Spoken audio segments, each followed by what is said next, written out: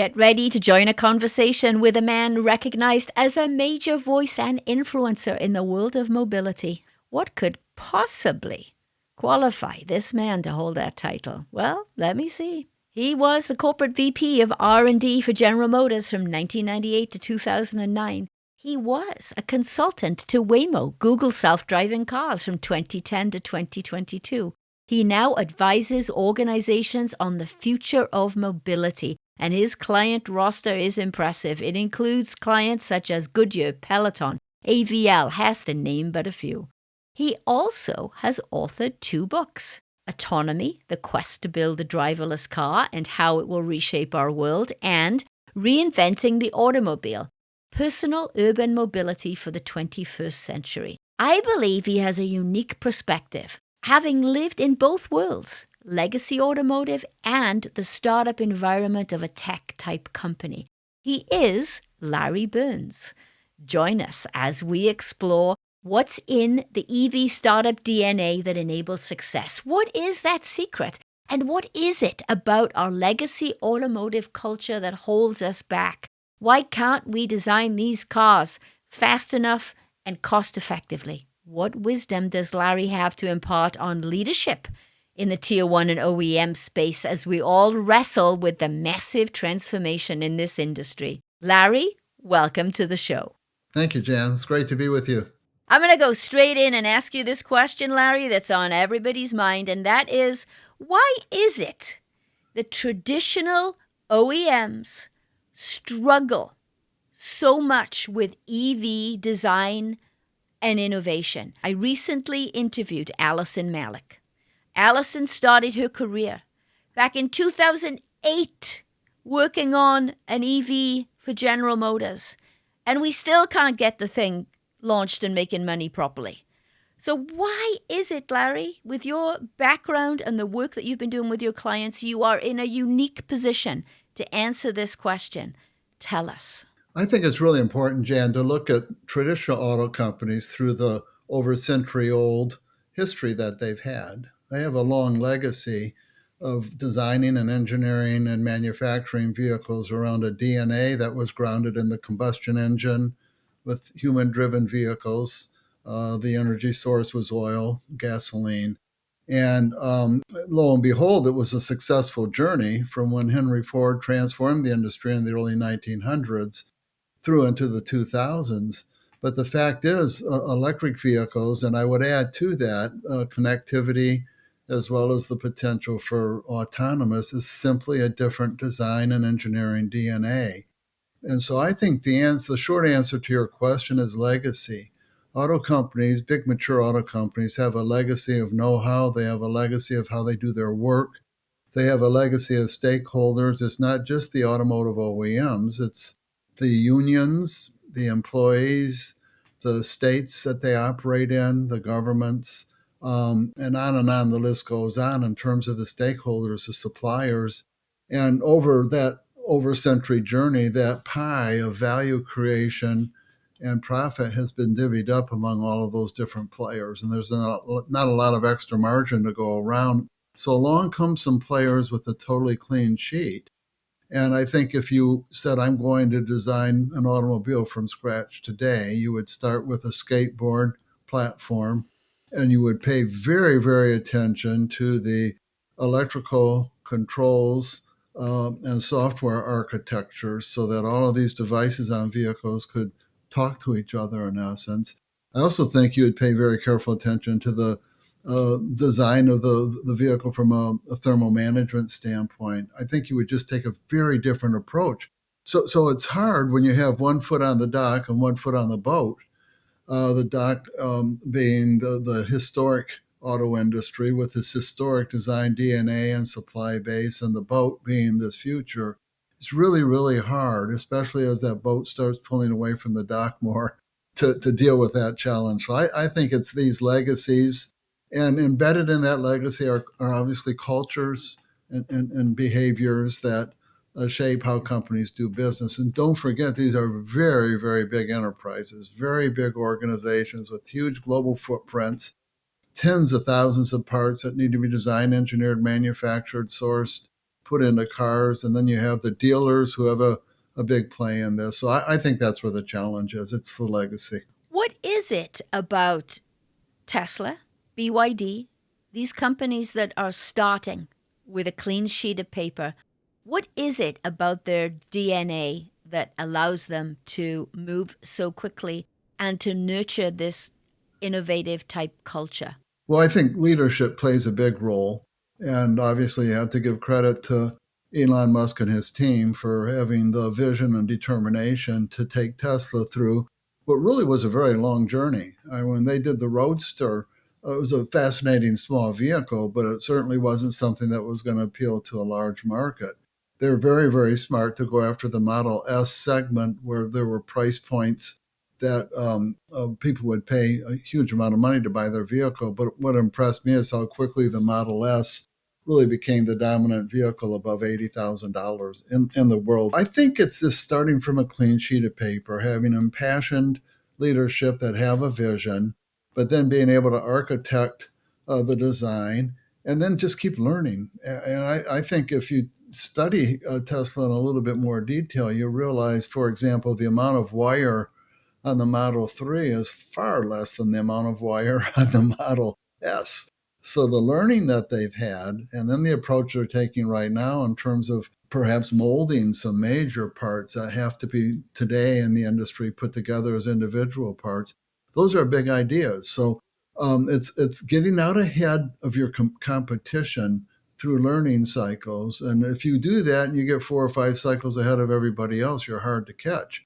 In China, it's just a totally different footprint. I think you can't judge China without thinking about cities, a lot of cities with over 20 million people. And they were going from walking and bicycles to their first automobiles. So the BYD Seagull, for example, is a beautiful electric vehicle with a very low price point with a 30 kilowatt hour battery. And that is really at the sweet spot of the China market.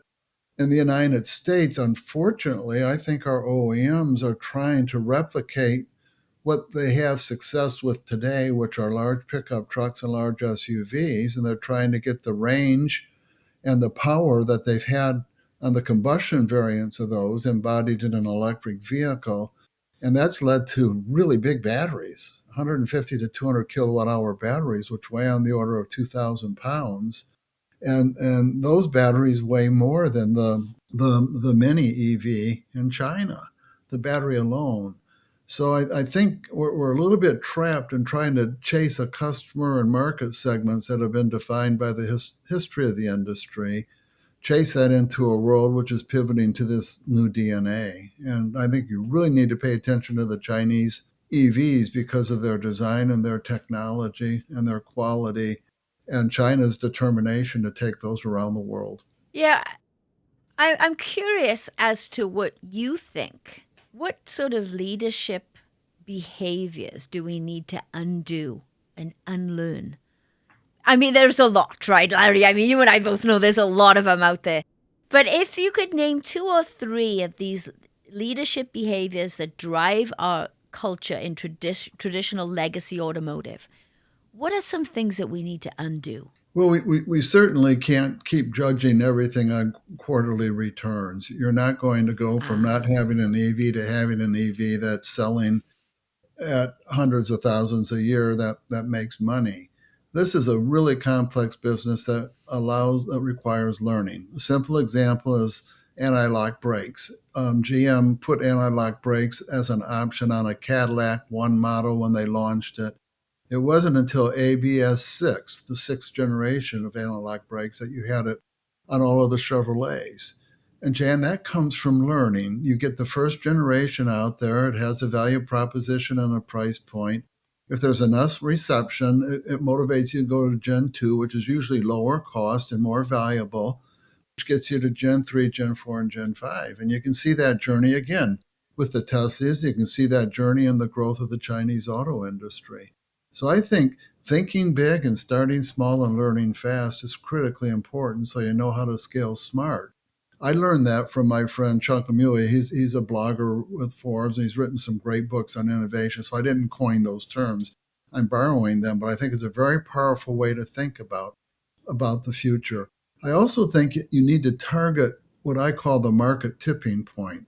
That's that magic moment when the value exceeds the price, so you know people want it, and the price exceeds the cost, so you know you can make money on it.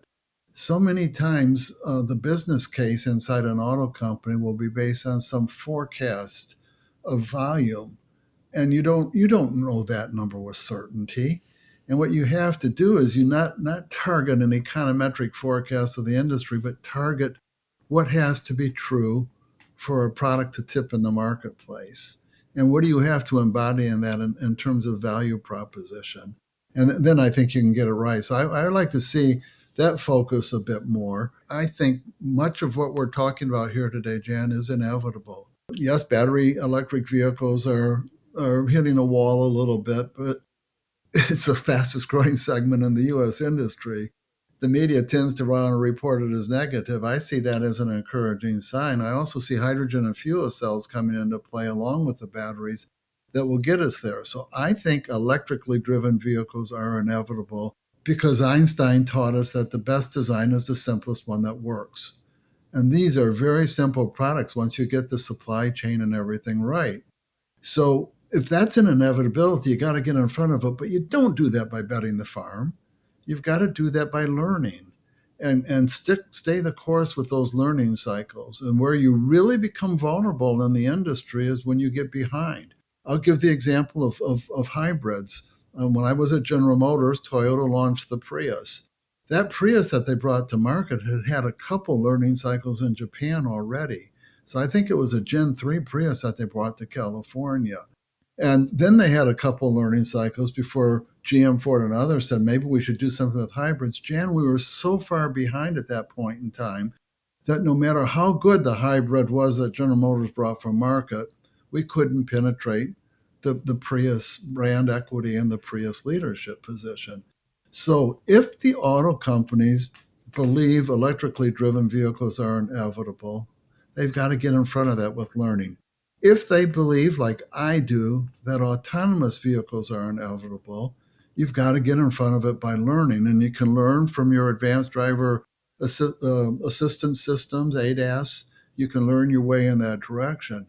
But to stand there and say, I don't think autonomous vehicles are ever going to happen, and manage your company accordingly is just too risky if something appears inevitable.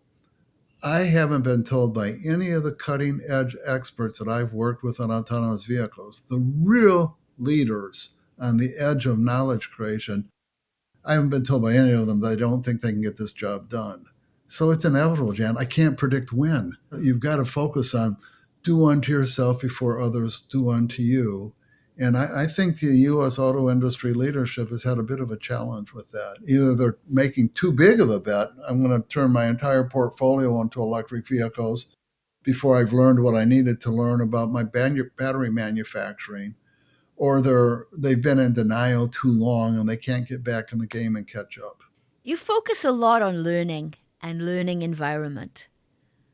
But our beloved auto industry is not known for allowing the creation of this safe space to learn, to fail, to Yes. trial things.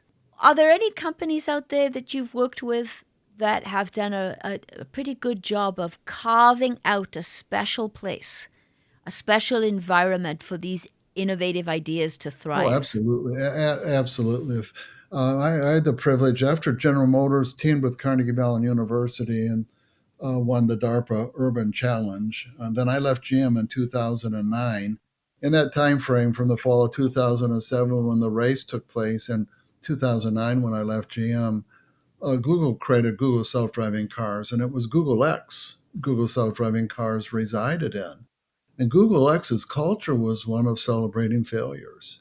Every week they would bring in some part of Google X and find out, hey, what didn't go well this week? They literally clap when someone would have the courage to stand up and say, this didn't work. Google self-driving cars became Waymo, and Waymo is, I continue to believe in terms of transparency, I advised them for 11 years, so I know them well.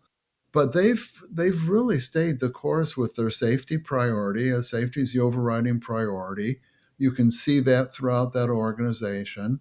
I think they've done a better job than the other AV players, or than most of the other AV players, on transparency, and built the relationships they needed to build with the regulators. But there's been a lot of failures along the way, a lot of things that they've tried that haven't worked, but they're still standing because they've learned so much. And you have to fail to learn. I wrote a book called Autonomy, and I dedicated it to the engineers who make what's possible real. That's what I dedicated my book to, were engineers. And engineers make what's possible real through learning. That's what we do as a living. And so you have to have a learning culture. But at the same time, out of fairness to the auto companies, these are safety critical products. You can't expect your customer to be your test engineer. You can't expect, like sometimes people do with software, they'll bring their beta version of software out and let the customers help them make it better. When you've got, 4 or 5,000 pounds of mass moving at 70 or 80 miles an hour, you really need to know what you're doing on these safety critical systems. So just out of fairness to the auto industry, risk aversion is ingrained because one small thing, it could be an ignition system problem on a GM vehicle, or a battery fire on a Ford vehicle, or something like that. Very, very rare, low frequency event. Today's media is going to pick up on that, and it's really going to give the company a black eye. So I don't want any of your audience to think that what I'm talking about here is simple. It's a very, very complicated, sophisticated business. And even Tesla has been on a very long journey to get to where they are. I agree with you. Our legacy in the auto industry is not all bad. There are we understand safety critical items like nobody else, right? We understand what we need to build into the design to handle those items. But what we cannot do is to allow all those lessons learned and band-aids and processes that we have put in place over decades. We cannot allow those things to constrain our thinking and slow down our creativity and innovation. And that, to me, Larry, I think that seems to me that's what's happening. Oh, We yes, can't let the past go, right? yeah. And again, these are not easy problems. And General Motors, during my whole tenure as an officer in the company, we never had a lot of extra money sitting around to do a lot of extra things. But I had a great boss, Rick Wagner. He was my boss from, I think, around 1995 until we both left the company in the 2009 timeframe. And when I led R&D, which I started doing in 1998, it seemed like every quarter I would come to the Automotive Strategy Board. This was the group of the 13 of us that sort of reported to Rick, and that was the heart of how the company was led. And every quarter, it seemed like somebody wanted to cut the R&D budget because we couldn't make the quarterly numbers. To Rick's credit, he wouldn't let that happen. His thesis was we can either go bankrupt by running out of cash, or we can go bankrupt by not being prepared for the future, and I'm not going to let the latter happen. So he did a good job protecting my budget. With that said, he expected me to spend every penny as productively as anyone in the world could spend R&D dollars. So we would go all over the world and set up collaborative labs in different countries where we either could get a tax break, or where the engineering resources were less costly, and utilize the talent there to make better use of our R&D money. But you have to have the commitment to the future and be prepared for that. So Rick and I sat down for lunch one day soon after he named me head of R&D, and we got talking about, gosh, if we were going to invent the automobile in 1998 instead of the late 1800s, early 1900s, what would we do different? And he said, Larry, that's what I want you to answer, because I just felt like we needed this new design DNA. I said, Rick, we would probably base it on an electrical architecture, not mechanical. But we certainly would do something about the human driving behaviors that lead to so many fatalities. And out of that grew a concept vehicle called Autonomy. It was shown at the 2002 North American International Auto Show. It was a skateboard. It was the first skateboard that was shown at an auto show. And it was a remarkable opportunity for a small team of people within a huge company, General Motors, to express themselves on what they would do if they had a clean sheet of paper. I had a boss that let me do that, Jan, and I think that's really important for all of the leaders in this industry to carve out enough resource and give enough empowerment to let people develop these ideas. Give enough empowerment. Now, there's a leadership question for you. We tend to love our command and control in the auto industry, and we have quite a few micromanagers out there because we want to make sure that we don't fail. We want to make sure that the results come in, that we meet our objectives. I know in my career in automotive, I was programmed that way. We're not programmed to say, I understand that was a mistake, but we learned from it, so let's go to plan B. A lot of people will say that, but they don't really practice it. Where have you seen, Larry, a company, a legacy company that's been around for a long, long time, that has done that has been able to really carve out that environment and encourage people to make mistakes and learn? Who would that be? Well, I've had a recent experience advising Goodyear. Chris Halsell and Rich Kramer, the CEO, Chris is the CTO.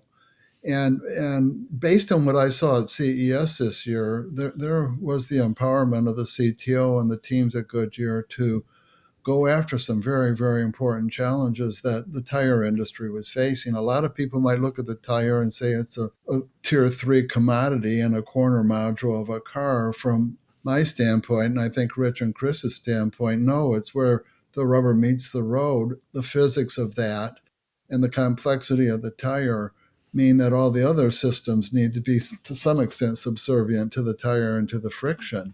So making smart tires, making tires that don't emit, making tires that are tailored to the higher masses of electric vehicles. All of those things became important challenges. And again, the speed at which Goodyear started stepping up to those in the time I was with them, and the manner in which they went at that, I thought was pretty impressive for such a mature company and such a mature industry with a remarkably complicated product. Tire is not just a piece of rubber. I think it has 70 different materials in a modern tire today. Jan, I've advised probably 60 or 70 enterprises since I left General Motors. My definition of having advised someone is if they wrote me a check and paid me. And so Yeah. when I add that up, so I've had a peek into a lot of different companies, and almost all of them have their strengths, and they are different in many different ways. And to be frank, none of them are perfect. It's too hard to be perfect across the board. But with that said, especially from a U.S. lens, you can't look at this just from Make America Great perspective, because what kept me up at night at General Motors as an R&D lead was the realization that the 25% of the people in China who are the smartest people in China equal the population of the United States. Realizing that the engineering capabilities of our engineering center in Mexico were every bit as good as those in Detroit and Michigan. And these capabilities, everybody around the world, and I know you've traveled globally and you understand this, they have the same motivations that Americans have. They want to make their life better for their kids and their families and for future generations, and they want to have a chance to realize their full potential as an individual.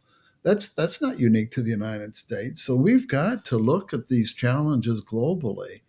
And what's going on right now outside the U.S. with these technologies is something that we really have to pay attention to. Yeah.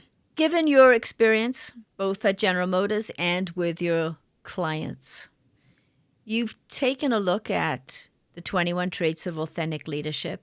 What's the one thing that's common throughout these leaders that really get it, that are able to create these innovative learning environments that can turn the mothership?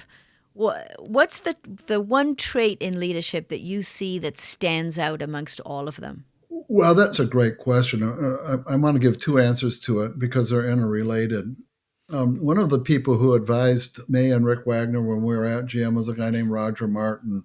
And he wrote a book called The Opposable Mind. And what Roger did, he was the dean of the Rotman School of Management at University of Toronto. He went out and interviewed a whole bunch of CEOs, those that were clearly successful and those that were less successful. And what he concluded in this book is that really great CEOs have an integrative mind. They connect the dots. They're not willing to accept the least bad of a set of bad options. They keep working for a better solution. And as I reflected on Roger's work, I began to embrace from my experiences what I call the power of and. I think the word and is a much better word than the word or. So you kind of gave me an or question there. You've got a beautiful list of 21 traits and said, I need to pick A or B or C or D. I don't think it's that. I think it's all of the above. And a great leader probably can't do all 21 of what you have on the list. But great leaders, I think, result from having great mentors, and they tend to tailor their style based on what they see that's worked. And I think that's an important characteristic of any leader. So I like to think about the power of and you have to have empathy if you're going to be a leader. People will see through you otherwise. You have to understand that every worker has challenges in their life outside of work, and you need to say there's good days and bad days. I think you really need to be able to embrace a team working together. Another great book that I love is They Made America. A guy named Harold Evans wrote that book about the great innovations from about 1870 to 1950. And one of the takeaways is it seemed like the great innovations came from pairs of people. Procter and Gamble would be one example. Oh, On and on, interesting. when you look at that, you had partners that tended to complement each other. They weren't clones of each other. So I think being able to work together and connect the dots as a team is critically important in that list. But and I don't mean to be critical of your question. There's not one magic pill a person can take to be a great leader, and Yeah, but I you've agree. got to be very, very sensitive to the people that you're leading, and because if you don't set the right examples in your behavior, whether it's integrity or treating people with dignity and respect, and if you overreact to someone who had a failure, that'll spread throughout the organization instantly.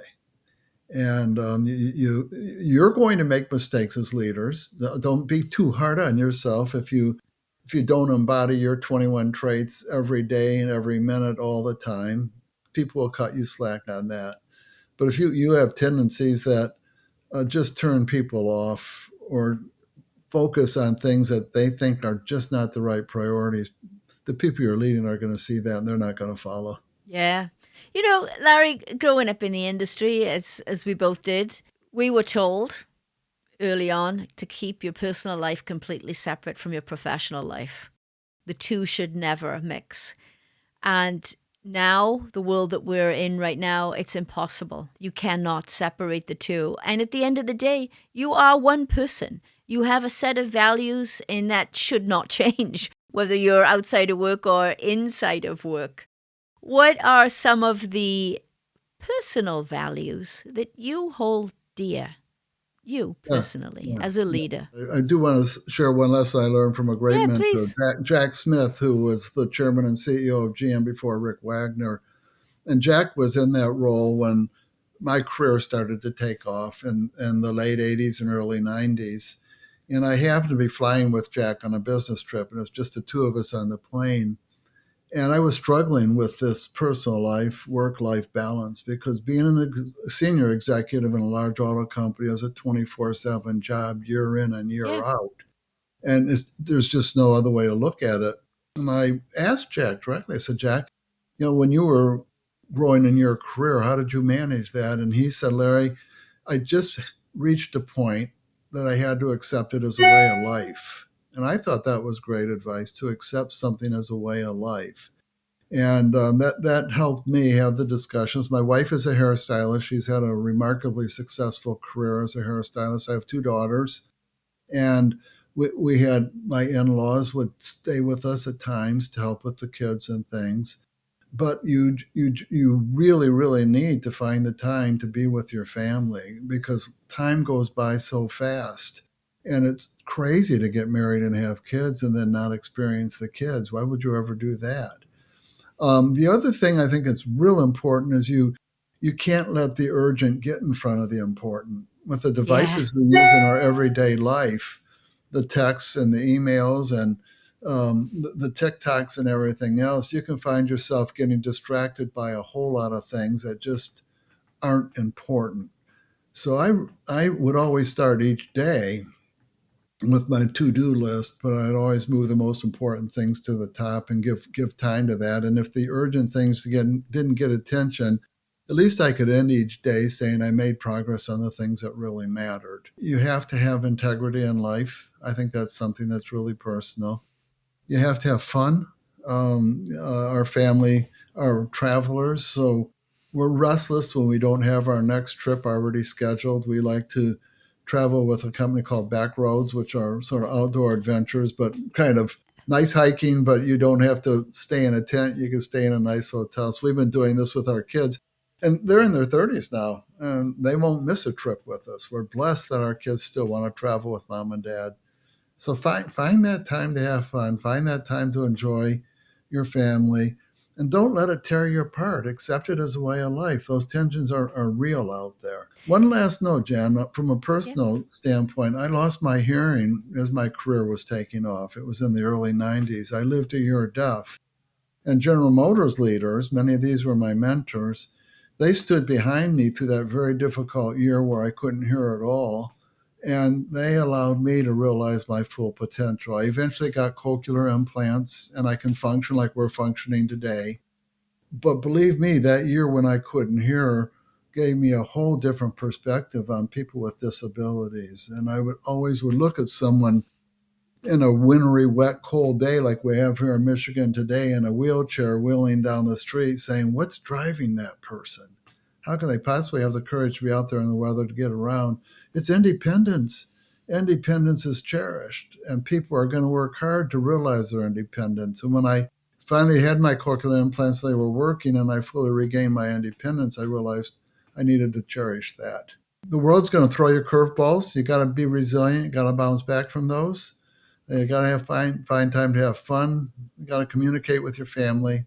But if you're in a big job in a big industry, you've got to make that a way of life and do that jointly with the people who are near and dear to you and understand that. I agree with you wholeheartedly. And I found that growing up in the industry, there was a mold that we had to fit. When you're a leader in the auto industry, that you got to be tough and you got to be on 24/7. And in the latter years, you got to be answering those emails, and even if it was 5 a.m. or whatever, Yeah, and up until yeah, 10 o'clock at night, you got to yeah. be it was an unwritten rule. It was an expectation. And that is not the way to live. But I'm not going to judge anybody who lives that way. I would say this, and I believe we're saying the same thing. It is a personal choice. And there are points in your life when you are all on 24/7 with your career. But there's a time where you do need to ratchet it back. And when I had my daughter, I ratcheted back the level of intensity by which I operated. And you know what, Larry? Nobody noticed because a lot of that is in your head. Absolutely, Jan. Yeah, I think that's true. I think that's true. I had an assignment in Lansing. We were starting up compact cars in two assembly plants in Lansing, and I was the program director. I lived in Franklin, Michigan, so the drive was 75 minutes. And the agreement I have with my wife, she would drop the kids off at the daycare in the morning when she was heading to the hair salon, but I had to pick them up at night, and the daycare closed at 6. And so every evening, after putting in a very long day, many times starting up in Lansing at 4 or 5 in the morning to look at the product that had been built the night before, I'm screaming down I-96 with this image of my kids sitting on the curb because I didn't get there by 6 o'clock. But you make that kind of a thing work, Jan. I mean, you have Yeah, to. yeah. With all of that said, I would not trade my GM career at all. Yes, we went Yeah. bankrupt and all of that. But man, and I learned this from Mark Rice. This was a long time ago when we had a discussion, but we were talking about what's so passionate. And he said, Larry, Prince has this song, Little Red Corvette. He didn't sing Little Red Laptop Computer. And Mark was saying to me that what makes this industry great is the passion around the product that you get to make. And he was absolutely right. It's a remarkable industry in terms of its global scale and scope, in terms of the technologies that you get to work with, in terms of what the cars do and enabling the freedom of people to go where they want to when they want to. And to have been able to be part of that at the highest level of the largest company at the time is something I would never give up. Going bankrupt wasn't a great experience. There was life after bankruptcy as well. You just have to bounce back and go after it. What message would you have for both tier ones and OEMs leadership struggling with this transition to EV and autonomous? From a leadership and culture perspective, what would you say to them right now? Well, as exciting and challenging the pivot to electrically driven and autonomous vehicles has become for the industry and connected vehicles, it's not going to stop there, Jan. I think there's something bigger coming. And when I step back and I look at the way people live their lives today, I realize that the convergence of communication and information technology is having a bigger impact on whether we travel, where we travel, why we travel than perhaps car design. And I use the term accessibility to describe our freedom to access the activities that embody our everyday life. And when you begin to connect the dots on remote work, e-commerce, online learning, social media, telehealth, you begin to realize that there's a lot of technology that has already played out in our lives and more technology coming that really begin to eliminate the need for us to travel. The story I like to tell on that is if I needed a spice for a recipe tomorrow, let's say it's tandoori seasoning, and I didn't have it, I could get in my car and drive to the local market, park, walk in, find it, pay for it, and come home and maybe use 30 or 45 minutes of my time. Or I can go to Amazon Prime and order it and have it on my porch in 12 hours at a lower cost. Jan, there's no amount of speed to the store that can save me the amount of time from not having to make that trip. And what we're seeing is the reasons for people to travel are changing dramatically. And you combine that with this new DNA for mobility machines. And I think the industry transformation is going to be even more profound than anyone can imagine from just simply switching from combustion to electric and human driving to autonomous driving. I think the most strategically important question for communications, information, transportation, and entertainment companies is how is all this going to come together and shape the way people live in the future? What are the value creation sweet spots in that future? And how do I need to prepare my company to go after those opportunities? Great advice. You're really forcing people to project into the future and think about the impact into their business. And I'm not sure that we do that to the level that you're suggesting, Larry. Yeah, yeah. Great advice. Thank you. Larry Burns, thank you for joining us today. Thanks for having me.